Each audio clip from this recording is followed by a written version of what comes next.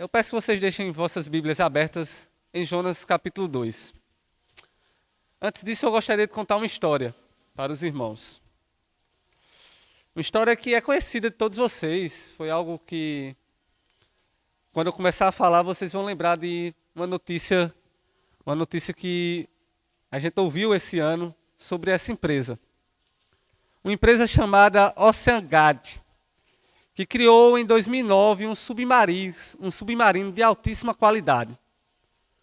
Um submarino de altíssima qualidade e tecnologia. E esse submarino ele alcançava extremas profundezas no mar, colocaram o nome nesse submarino de Titã. Titã é um nome oriundo da mitologia grega, onde os gregos diziam que titãs eram semideuses gigantes. E alguns mitos sobre os titãs alegavam que eles queriam escalar até os céus e destronar a Júpiter. Sendo assim, nada seria mais propenso do que nomear esse submarino com esse nome, o nome de um gigante, de um desafiador de deuses. Esse submarino era simplesmente algo formidável. Apesar dele ser simples por dentro, mas por sua alta tecnologia, ele era utilizado apenas por pessoas ricas para visitarem o mais profundo do mar. Muitas das suas expedições eram realizadas para ver os destroços do Titanic e duravam cerca de 8 horas. Custavam em torno de $250 mil, o que equivale a R$ 1.200.000. Somente pessoas especiais viajavam nesse submarino. E mesmo assim eram poucas pessoas por vez, pois o mesmo poderia levar apenas 3 passageiros, além do piloto e do especialista de conteúdo da empresa. A expedição começava no Canadá, onde um helicóptero levava os turistas ao navio, e desse navio eles saíam no submarino para a sua viagem sobre as profundezas do mar. Que maravilha essa tecnologia, que maravilha esse submarino, um gigante do mar, que dominava as profundezas, que levava os turistas às profundezas. Que maravilha essa tecnologia, que coisa maravilhosa. Como essas pessoas desfrutavam desse submarino.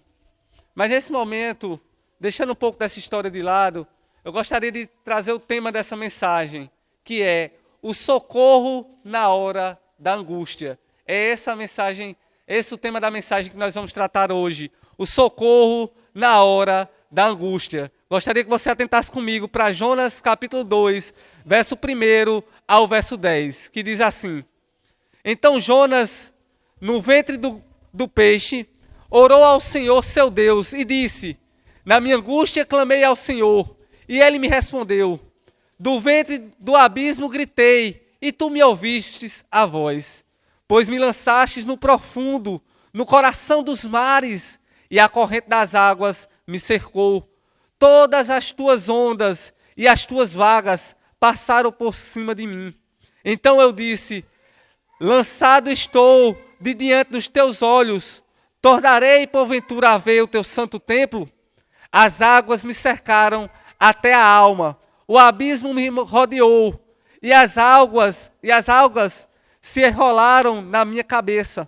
Desci até os fundamentos dos mares, desci até a terra, cujos ferrolhos se correram sobre mim. Para sempre, contudo, fizeste subir da sepultura a minha vida, ó Senhor meu Deus.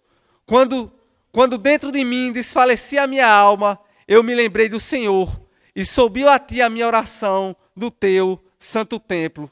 Os que te entregam à idolatria vã, abandonam aquele que lhe é misericordioso, mas com a voz do agradecimento eu te ofereci sacrifício, o que voltei pagarei. Ao Senhor pertence a salvação. Falou, pois, o Senhor ao peixe, e este vomitou Jonas na terra. Amém e amém. Nesse momento, irmãos, nós vamos fazer uma oração por essa palavra. Senhor Deus, eterno Pai, Pai, nós estamos diante da Tua palavra, ó Deus, e te pedimos, Senhor, que o Senhor fale aos nossos corações. Pai, que o Senhor venha ser misericordioso com o Teu povo, que o Senhor venha me usar com misericórdia, ó Deus, e que o Senhor ilumine as nossas mentes e que a Tua palavra seja aplicada à nossa vida. Senhor, tem misericórdia de nós nesse momento. É assim que te oramos e te agradecemos, em nome de Cristo Jesus. Amém. Irmãos, nós vimos semana passada que Jonas tentava fugir de Deus e se esconder do Senhor. Mas a tentativa de Jonas é frustrada. O Senhor envia uma forte tempestade. Em seguida, Jonas reconhece o seu erro, alegando que precisa ser lançado ao mar, para que a tempestade se acalme. Os marinheiros eles ficam atemorizados com o Deus criador dos céus, do mar e da terra. Mas mesmo assim, não querem jogar Jonas ao mar.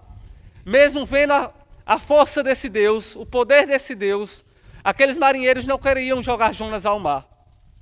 Então, eles lutam contra o mar, tentando chegar à terra firme. Contudo, eles percebem que seus esforços eram vãos e a vontade do Senhor prevalece. E Jonas é lançado ao mar. Aqueles marinheiros, eles achavam que Jonas iria morrer. Jonas achava que iria morrer. Todos eles achavam que Jonas estava perdido naquele mar. Todos eles achavam que Jonas iria morrer diante daquela forte tempestade.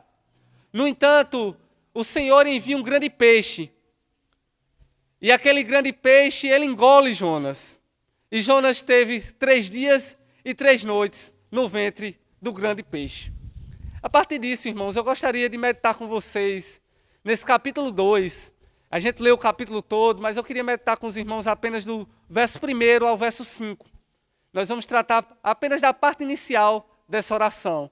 Nós vamos tratar apenas da introdução dessa oração.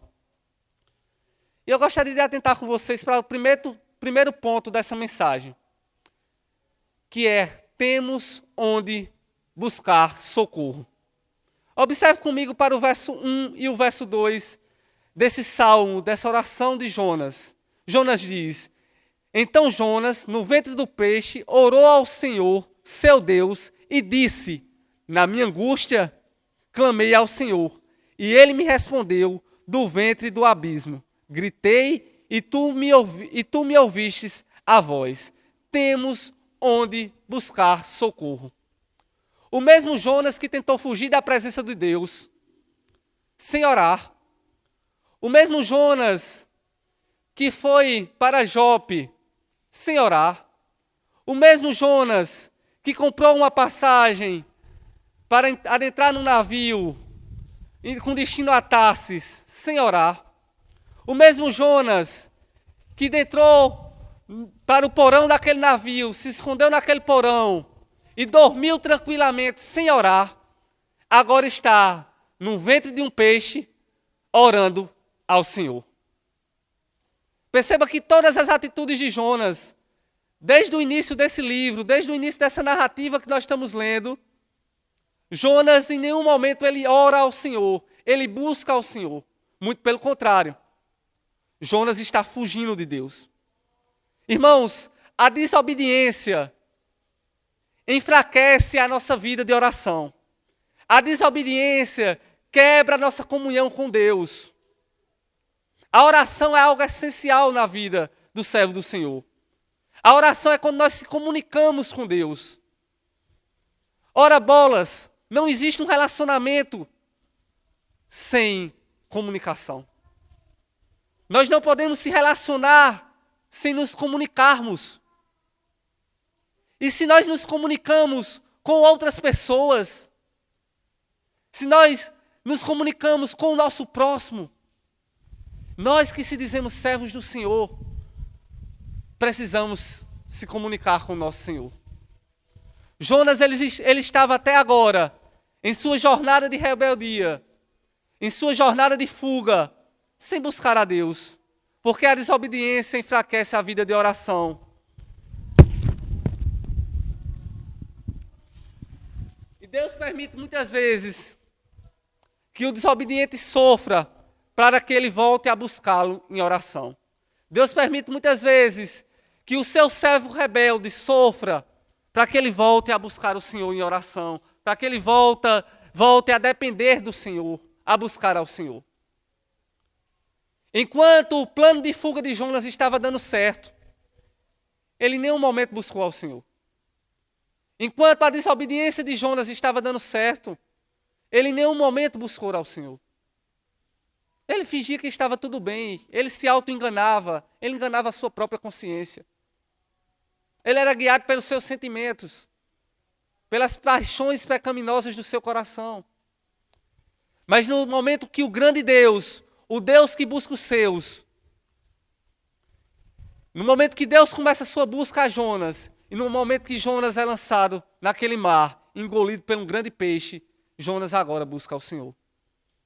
Deus permite que os seus filhos desobedientes passem por momentos de dor, por momentos de lutas, por momentos de tribulações, para que nós venhamos a se voltar para Ele. Para que nós venhamos reconhecer que nós dependemos dEle e precisamos dEle para viver. E é justamente isso que acontece com Jonas. Jonas orou ao Senhor, seu Deus. O verso 1 diz: então Jonas, no ventre do peixe, orou ao Senhor, seu Deus. Jonas não deixou de ser servo do Senhor. Apesar de ser desobediente, ele sabia que era servo do Senhor. Ele sabia que era um eleito de Deus. Ele sabia que era um profeta de Deus. E nesse momento ele busca ao seu Deus. Ele busca ao Senhor. Jonas agora ele lembra que o Senhor é fiel à sua palavra. E usa das mesmas palavras que Davi. Jonas se lembra que o Senhor é fiel a si mesmo. E ele usa as mesmas palavras que Davi orou no Salmo 18. Quando o Senhor o livrou dos seus adversários, Jonas olha para a palavra de Deus e ele ora, ele faz uma oração bíblica, sabendo que o Senhor é fiel à sua palavra. Muitas das vezes, quando nós olhamos para a história de Noé, e nós vemos na natureza, nós sabemos que o arco-íris é um símbolo da aliança, e que Deus disse a Noé que nunca mais iria destruir a terra com água. E Deus ali, ele cumpre a sua palavra, porque todas as vezes que nós vemos um arco-íris no céu, nós estamos vendo um arco virado para cima. Um arco apontando para o próprio Deus, onde Deus diz: eu sou fiel a mim. Eu tenho compromisso com a minha própria palavra. É isso que o Senhor diz. E nesse momento, Jonas ora a palavra de Deus. E Jonas diz: na minha angústia, clamei ao Senhor, e Ele me respondeu. Do ventre do abismo, gritei, e tu me ouvistes a voz. Irmãos, a oração, ela não é apenas um exercício. A oração, ela não é apenas uma meditação ou um yoga. A oração, ela não é apenas uma atividade psicológica, mas orar é ter livre acesso ao trono de Deus. Orar é saber que Deus ouve a oração do seu povo. Orar é parar e falar com o próprio Deus. E somente os seus servos, por meio de Cristo, é que tem essa liberdade. Somente os seus servos, por meio de Jesus, é que tem essa liberdade. Somente os seus servos é que podem se chegar ao Senhor em oração. É somente os seus servos que podem se chegar ao Senhor em todos os momentos. O Senhor ouve a oração do seu povo e não muda apenas os nossos sentimentos, mas Ele muda as circunstâncias. O Senhor ouve a oração do seu povo e por mais que muitas vezes quando nós oramos, nós sentimos um coração calmo, por mais que muitas vezes quando nós oramos, nós também somos beneficiados emocionalmente, a maior bênção é que o Senhor está ouvindo nossa oração e Ele muda a história. Ele muda as circunstâncias e Ele usa as nossas orações para mudar a história. Ele usa da oração do seu povo para mover as coisas nessa terra, para mover as coisas no universo. Esse é o Deus que nós servimos. E por isso que quando nós oramos, nós temos livre acesso ao trono de Deus. Nós temos livre acesso ao Senhor dos Senhores, Rei dos Reis. E Jonas, ele sabia disso. É por isso que Jonas diz: na minha angústia clamei ao Senhor, e ele me respondeu. Do ventre do abismo gritei, e tu me ouvistes a voz. Jonas sabia que o Senhor estava ouvindo a ele. Jonas sabia que o Senhor ouve a oração do seu povo. Jonas sabia que o Senhor ouve o seu povo. Jonas sabia que o Senhor ouvia porque ele estava clamando com humildade e ele estava pedindo socorro ao Senhor. Temos, irmãos, aonde buscar socorro. O nosso socorro vem do Senhor, Criador dos céus e da terra. O nosso socorro vem do Senhor, que criou todo o universo. O nosso Deus é o nosso socorro. Nós temos aonde buscar auxílio. O Senhor é o nosso auxílio. Ele ouve a oração do seu povo. Mesmo diante da desobediência de Jonas, mesmo diante da rebeldia de Jonas, o Senhor ouve a oração de Jonas. O Senhor ouve a oração do seu servo. O Senhor ouve a oração do seu povo. Atente comigo para o verso 3 e verso 4, que diz: mas me lançastes no profundo, no coração dos mares, e a corrente das águas me cercou. Todas as tuas ondas e as tuas vagas passaram por cima de mim. Então eu disse: lançado estou de diante dos teus olhos. Tornarei porventura a ver o teu santo templo? Irmãos, atente comigo para o segundo ponto dessa mensagem. A disciplina de Deus nos faz dar valor à sua presença. A disciplina de Deus nos faz dar valor à sua presença. Para Jonas, Jonas achava que estava tudo perdido. Jonas achava: eu não morri afogado nesse mar, eu vou morrer agora no ventre desse peixe. Jonas achava que estava tudo perdido para ele. E por isso que ele está clamando por socorro ao Senhor. Jonas, ele está diante da morte. E ele reconhece que agiu de maneira miserável. Ele reconhece que ele desobedeceu a Deus. Sabem aquele ditado: a gente só dá valor quando perde? É justamente isso que acontece com Jonas. Pois Jonas estava vendo o quanto do seu tempo ele perdeu desobedecendo a Deus. Jonas estava vendo o quanto do seu tempo ele perdeu, onde ele poderia estar adorando ao Senhor, buscando ao Senhor, servindo ao Senhor, vivendo para o Senhor. Jonas, ele percebe que ele perdeu tempo vivendo para si, vivendo para as suas convicções, para os seus desejos, para o seu eu. Ele reconhece que ele desobedeceu ao Senhor e não foi levar a palavra do Senhor a Nínive. E é por isso que Jonas diz, pois me lançastes no profundo, no coração dos mares, e a corrente das águas me cercou, todas as tuas ondas e as tuas vagas passaram por cima de mim. Jonas sabe que desobedeceu, e ele sabe que ele está sendo disciplinado pelo Senhor. E ele diz: então eu disse: lançado estou de diante dos teus olhos, tornarei porventura a ver o teu santo templo? Jonas diz: eu não tenho mais a oportunidade de ir ao templo. Eu não tenho mais a oportunidade de ir à presença do Senhor. Eu estou perdido. Eu estou perdido. Sabe, irmãos, existem muitas pessoas que queriam ter o privilégio de estarem cultuando a Deus, de estar servindo ao Senhor livremente. Existem pessoas que estão no leito de hospital, querendo estar cultuando a Deus no ajuntamento solene, e muitas vezes não podem ir. Estão no leito de hospital, não tem quem o leve. Existem idosos que queriam estar no ajuntamento solene do povo de Deus, e não tem quem os leve. Sua saúde é debilitada, eles não podem mais. Eles não podem mais ouvir a voz de Deus, junto com a congregação, junto com o seu povo, no ajuntamento solene. Existem pessoas, irmãos, que estão em países perseguidos, onde eles não ouvem o Evangelho. Estão em países onde o Evangelho é proibido. E eles não contêm nem a Bíblia toda. Eles às vezes têm ser apenas um versículo, apenas um capítulo, apenas um livro da Bíblia. E é justamente isso que Jonas vê. Diante da sua perdição, diante da sua disciplina, diante daquele abismo, Jonas diz: como eu perdi tempo? Como eu perdi tempo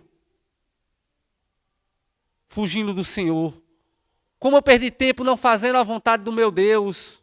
Quantas oportunidades eu tinha de fazer a vontade do meu Deus? E agora eu estou numa circunstância que não me permite. E agora eu estou em uma circunstância que não me permite fazer o que eu queria. Que saudade eu tenho do templo, do santo templo do Senhor.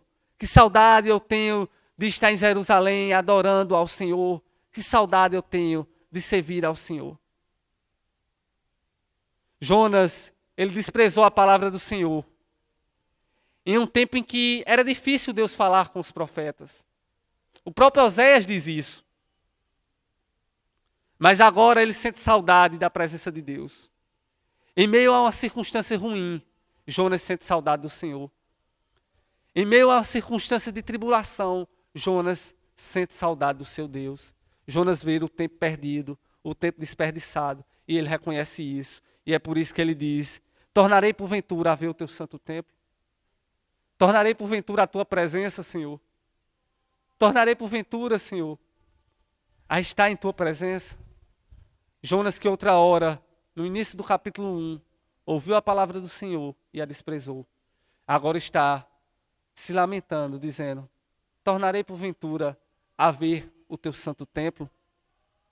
E observe comigo, irmãos, para o verso 5. Atente comigo para o verso 5 que diz: as águas me cercaram até a alma, o abismo me rodeou, e as águas me enrolaram, e as águas se enrolaram na minha cabeça. Quando desobedecemos a Deus, somos encurralados pelas circunstâncias. Esse é o último ponto que eu queria tratar com os irmãos. Quando nós desobedecemos a Deus, somos encurralados pelas circunstâncias. Jonas queria fugir de Deus, mas Deus cercou Jonas por todos os lados. Jonas é um prisioneiro da mão do Senhor. É impossível fugir da presença daquele que é onipresente. Como diz o Salmo 139. Para onde me ausentarei do teu espírito? Para onde fugirei da tua face? Se subo aos céus, lá estás. Se faço a minha cama no mais profundo abismo, lá estás também. Se tomo as asas da alvorada e me detenho nos confins dos mares, ainda lá me haverá de guiar a tua mão, e a tua destra me sustentará. Se eu digo às trevas, com efeito me encobrirão, e a luz ao meu redor, e a luz ao redor de mim se fará à noite, até as próprias trevas não te serão escuras. As trevas e a luz são as mesmas coisas. A estrada da fuga de Deus está repleta de sinais. A estrada da fuga de Deus está repleta de placas com escritas "parem", sinais de alerta. Deus nos cerca, irmãos, pelas águas, pelo fogo, pelo abismo, pelas todas as coisas, pelas águas que se enrolam sobre a nossa cabeça. Deus move céu e terra para nos encurralar. Não haverá porta de escape para nós. Deus nos ama tanto que nos tornará prisioneiros das circunstâncias que gritam em nossos ouvidos acerca do seu amor. Deus não abdica o direito de si que Ele tem sobre nós. Deus nos comprou, irmãos, com alto preço, um preço que nós não merecíamos. Deus nos comprou com o sangue do seu Filho. O significado da palavra servo significa escravo. Deus trata os seus servos como filhos. Deus comprou os seus servos com o sangue do seu Filho. Servos que não valiam nem um tostão furado. Ele nos compra com o sangue do seu Filho, com o que há de mais precioso. É por isso que Deus não abre mão de nós. É por isso que quando nós desobedecemos a Deus, Ele nos encurrala para nos trazer de volta para si. É por isso que Ele nos corrige, irmãos. Jonas diz: as águas me cercaram até a alma, e o abismo me rodeou, e as águas se enrolaram na minha cabeça. Jonas sabe que o Senhor o cercou, que não existe mais fuga. O Senhor foi buscar a ele. Jonas sabe que o Senhor o foi buscá-lo. Deus, ele busca o seu povo visando o arrependimento.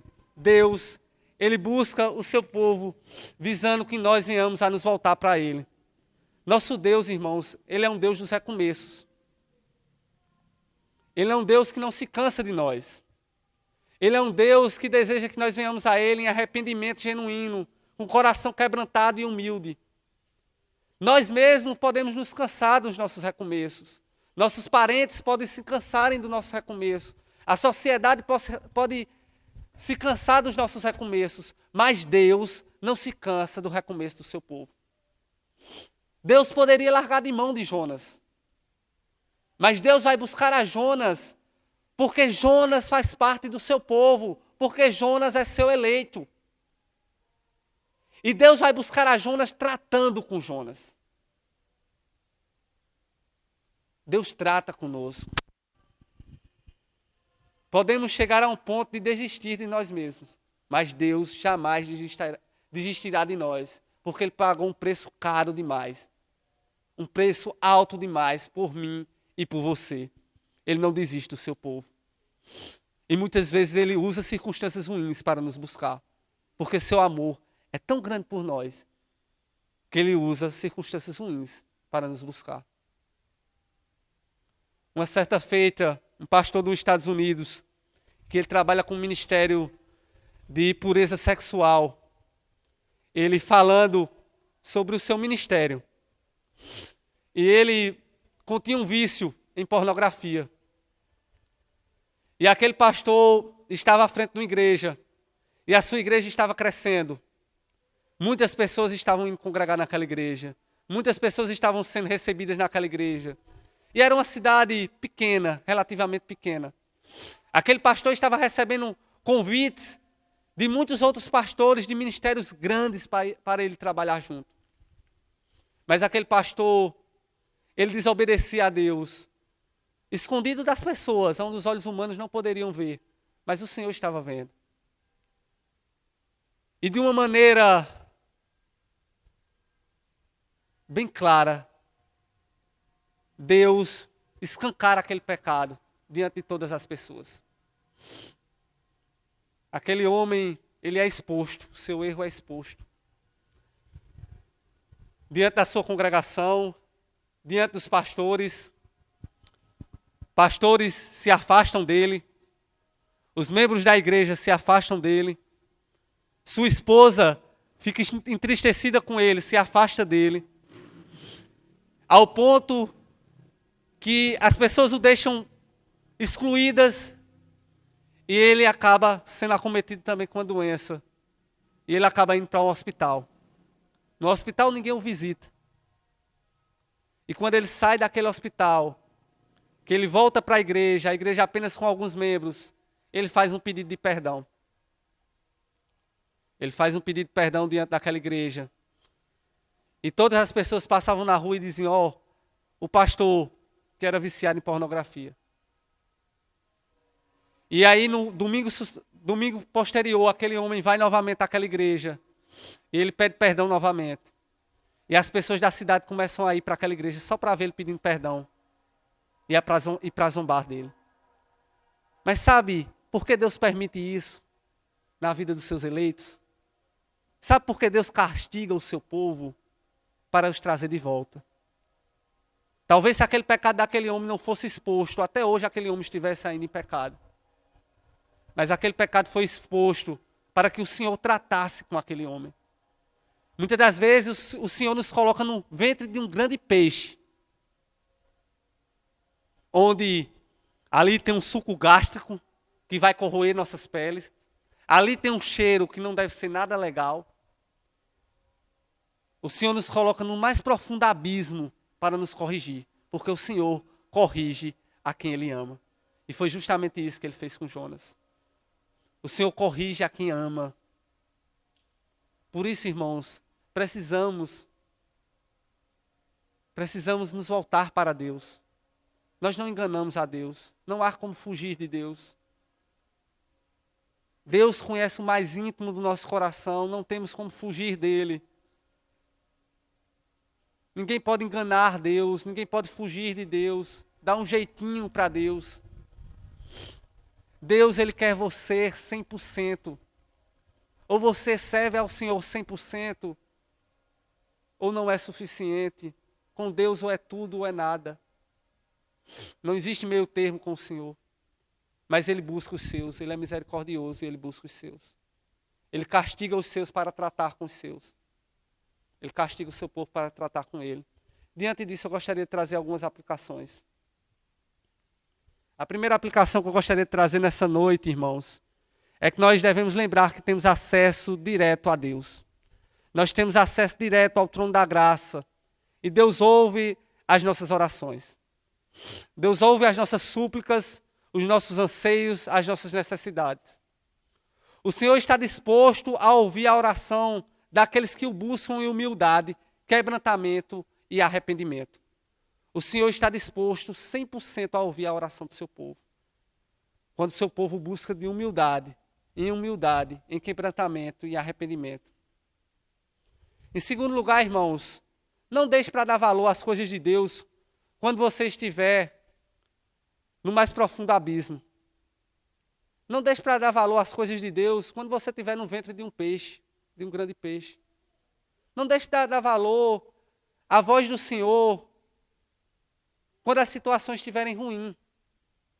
Se Deus lhe deu saúde hoje, se Deus lhe deu vida hoje, condições hoje, sirva ao Senhor hoje.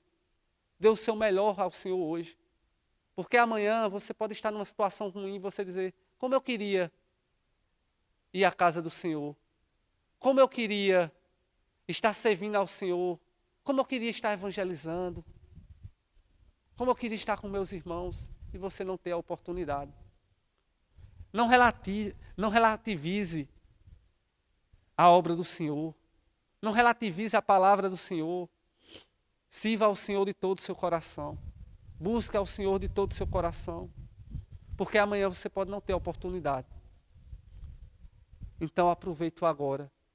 Faça agora. Se Deus está lhe dando a oportunidade hoje, é para você fazer hoje. Não deixe para amanhã, porque senão você pode se lamentar como Jonas. Jonas ali, será que eu posso ir ao teu santo templo? Será que eu terei condições de um dia ir novamente ao teu santo templo? Faça hoje. Hoje nós temos livre acesso ao nosso Deus, por meio do seu Filho Cristo. Então devemos buscar a Ele hoje, com todas as nossas forças. Lembrando sempre disso, o Senhor quer o nosso todo. O Senhor não quer ser servido pela metade. O Senhor quer o nosso todo. E último ponto, irmãos. Lembre-se que não adianta fugir de Deus, pois Ele vê todas as coisas. Ele está 100% disposto a lhe perdoar. Ele não se cansa dos seus recomeços, do recomeço do seu povo. Mas Ele não tolera pecado, e muito menos um coração duro pela desobediência. Se o Senhor tiver que lhe ferir, lhe expor, lhe machucar, para poder lhe quebrantar, Ele vai fazer. Tenha certeza disso. Se o Senhor tiver que lhe ferir, lhe expor, lhe machucar, para poder lhe quebrantar, Ele vai fazer. Ele irá fazer isso. Sabe por que Ele faz isso? Porque Ele te comprou com alto preço. Porque Ele te comprou com um preço alto demais para deixar você viver em iniquidade. Porque Ele te comprou com um preço muito caro para deixar que você se suje em um lamaçal de pecado. Ele te comprou com o sangue de Cristo. Então não deixe chegar nessa situação. Obedeça ao Senhor. Busque mudar. Busque mudar os seus hábitos pecaminosos. Busque estar atento à voz do Senhor em sua palavra e a obedecê-la. Busque a ter uma vida de piedade. Não deixe chegar ao momento que o Senhor vai ter que lhe colocar no ventre de um peixe, no abismo da morte, para que você possa se quebrantar. Busque mudar. Que o seu coração possa ser quebrantado pelo Espírito Santo. Busque mudança. Busque aconselhamento. Busque entendimento da palavra. Pois o Senhor irá lhe buscar, se for preciso. Não para o seu mal, mas porque Ele te ama. Porque Ele nos ama. Porque Ele ama o seu povo por meio do seu Filho Jesus. Ele nos ama e por isso Ele vai nos buscar, se for preciso. Ele vai nos ferir, se for preciso, para nos trazer de volta para Ele. Porque Ele quer que o seu povo o sirva em espírito e em verdade, com um coração de carne, não um coração de pedra. É isso que o Senhor quer de nós.